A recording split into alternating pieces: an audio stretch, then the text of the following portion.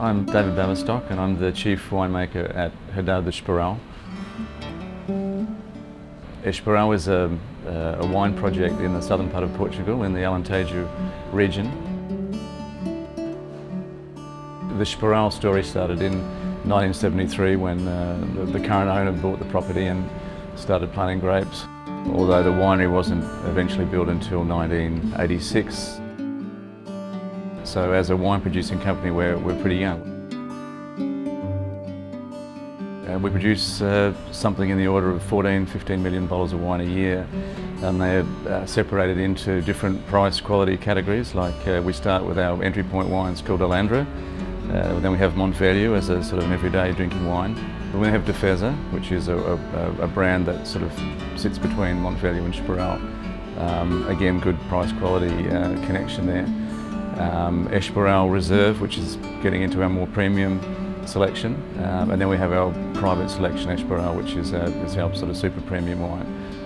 And then out of that we created a range of varietal wines to show really in the early stages to show the potential of the indigenous Portuguese grape varieties like Touriga Nacional, Aragonês, Trincadeira, that kind of thing. Now the fact is Portugal has this genetic bank of Vitis vinifera, which are the grapes that we make wine from. And it's a very unique situation. There's no other country in the world that has the density of this kind of raw material. France and Spain have, I don't know what the exact figure, but somewhere between 50 and 100 indigenous grape varieties. Italy has somewhere between 150 and 200, which is pretty high, and Portugal has 250. And it's the smallest country of those that I've mentioned. There's a lot of evidence to show that in the glacial era, when it descended from the Antarctic, it actually wiped out all of the Vitis vinifera in Europe, except for pockets in the south of Portugal, south of Italy, Turkey and Iran. That sort of helps to explain a little bit why particularly Portugal and Italy have this very amazingly high mix of old stuff. If you look at Chile, Argentina, the States, Australia, all the New World countries, they basically took the best of what France had. Chardonnay, Cabernet, Malbec, all those kind of things. And they make great wine for sure, but there's a little bit of a sameness about New World wines because they all use the same grape varieties.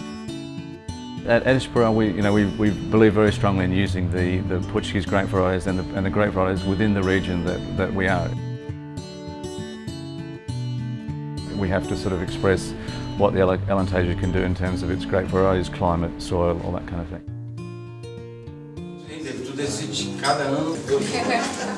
The whites, we have Arinto, Anton Vaz and Rupeiro. They're the three kind of principal local grape varieties. We've also planted some Verdelho, which is a Portuguese grape more famous for a wine style that it makes on the island of Madeira, but it also makes very good table wines on the mainland Portugal, so we've kind of pioneered that variety in the Alentejo. On the reds, we're largely working with things like Touriga Nacional, Alicante Boucher, Aragonês, Trincadeira, Castelao. They're kind of all the local red grapes. And we've added a bit of Syrah, again a little bit because of what I felt it would do based on my experience in Australia. It's become one of our premium mono varietals, and also we use it in our top reds. Portugal has this, it's already producing a lot of really great wines, but it has the potential to produce even more because it has all this stuff to fall back on. And there's a lot of work being done to preserve all those grape varieties.